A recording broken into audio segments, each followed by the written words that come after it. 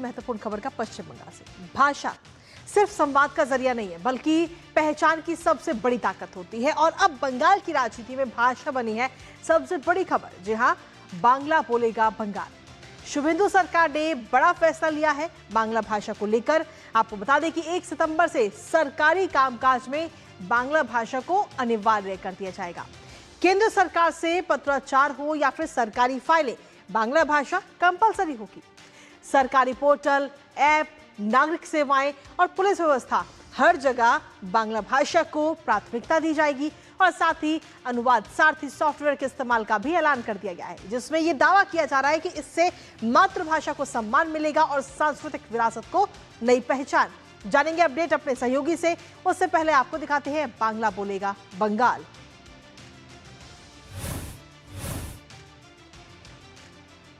तो आपको बता दें कि बंगाल में ये बड़ा फैसला इस समय लिया गया है और बंगाल में इस फैसले के साथ ही शुभेंदु सरकार की तरफ से बड़ा फैसला, जहां अमित शाह की तरफ से इसका अनुरोध किया गया था, जिस पर अब अमल किया गया है। अब 1 सितंबर से नया भाषा नियम लागू हो जाएगा पश्चिम बंगाल के अंदर, जहां बांग्ला भाषा को अनिवार्य किया जा रहा है। और इसके साथ ही मुख्यमंत्री ने विधानसभा में एचएम का जो पूरा पत्र है वो भी पढ़ा है, जिसमें लिखा गया कि अनुवाद सारथी सॉफ्टवेयर का इस्तेमाल होगा। भाषा सांस्कृतिक विरासत को बढ़ावा इसके जरिए दिया जाएगा। तो मुख्यमंत्री की तरफ से ये बड़ा फैसला आज लिया गया है और इसके साथ ही भाषा को आगे बढ़ावा देने की एक कोशिश भी समय की जा रही है। राज्य सरकारेर पक्ष থেকে ঘোষণা করছি, আগামী 1 সেপ্টেম্বর 2026 থেকে পশ্চিমবঙ্গে সর্বস্তরে আমরা বাংলা ভাষাকে বাধ্যতামূলক কার্যকর করলাম। আমাদের সরকারের পক্ষ থেকে এই সময়কালে অনুবাদক বা অন্যান্য যে বিষয় থাকবে সেগুলো করা। ভারত সরকার বা অন্যান্য রাজ্যের ক্ষেত্রে আমরা বাংলা ভাষাতে চিঠিপত্র করব, উত্তর দেব। তার সাথে সাথে ভারত সরকারের সঙ্গে যোগাযোগ সংক্রান্ত বিষয়ে আমরা বাংলা ভাষার সাথে হিন্দি ভাষাতেও उत्तर प्रश्न चिठीपत्र आदान प्रदान करब।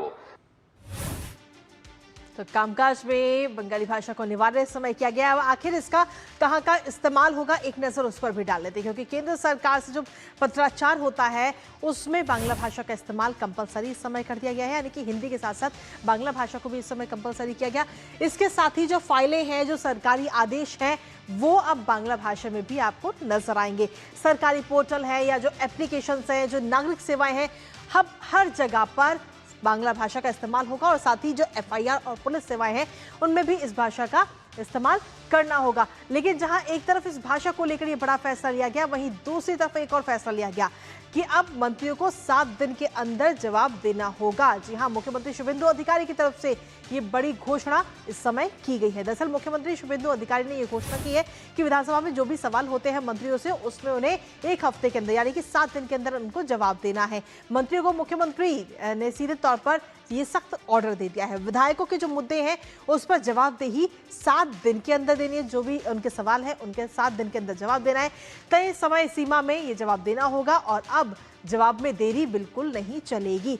इसके साथ ही आपको बता दें कि संबंधित मंत्री जो है वो जवाब देंगे, और अगर किसी भी कारण अगर देरी होती है तो उस पर आपको वजह बतानी होगी, मंत्री को वजह बतानी होगी कि आखिर ये देरी क्यों हुई है।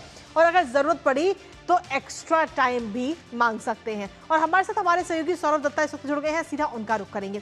सौरभ, सबसे पहले आपसे जानना चाहेंगे, 7 दिन में अब मंत्रियों को जवाब देना होगा, कहीं ना कहीं सख्त ऑर्डर इस समय सामने आ चुके हैं मुख्यमंत्री के।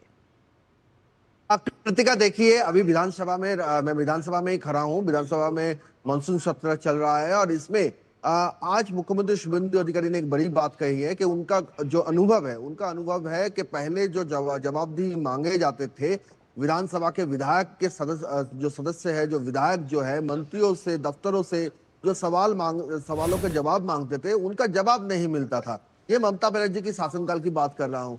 लेकिन अब ये मुख्यमंत्री शुभेंदु अधिकारी ने ये स्पष्ट कर दिया कि उनकी जो सरकार है, उनकी सरकार की जो मंत्रियां हैं, वो सारे मंत्रियां उनके जो विधायकों जो सवाल पूछेंगे, जी। पहले तो वो सवाल के जवाब उनको 7 दिन में देना है। अगर जवाब नहीं दे पाते हैं तब भी उनको इंटीमेट करना पड़ेगा कि क्यों वो जवाब नहीं दे पा रहे हैं।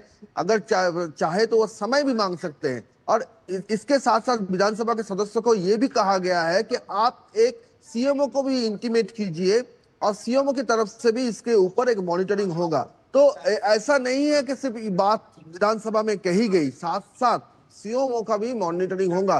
तो कहीं ना कहीं जाके सीएम भी समझना चाहते हैं कि हर दफ्तर से जुड़े हुए कैसे समस्याएं हैं, चाहे वो विरोधी पक्ष हो चाहे वो सत्ता पक्ष हो। जो विधायक है वो अपने इलाकों में किन किन बातों को अहम मान रहे हैं, इससे जमीन से विधायक का टच कितना है वो भी पता चलेगा। तो एक तरफ से एक टॉप टू डाउन फॉर्मेट है जिसको जवाबदेही के दायरे में लाकर जी। एक टाइम बाउंड मैनर पे पूरी जो चीजें हैं, जो इश्यूज है उनको जी, सौरभ। एड्रेस करना चाहती है मुख्यमंत्री शुभेंदु अधिकारी। कृतिका, इसके साथ ही सौरभ, बांग्ला भाषा की अगर हम बात करें तो उसको भी बढ़ावा इस समय दिया गया। फिलहाल बहुत बहुत शुक्रिया आपका तमाम जानकारी और अपडेट्स हमारे साथ साझा करने के लिए, इस महत्वपूर्ण खबर से जुड़े।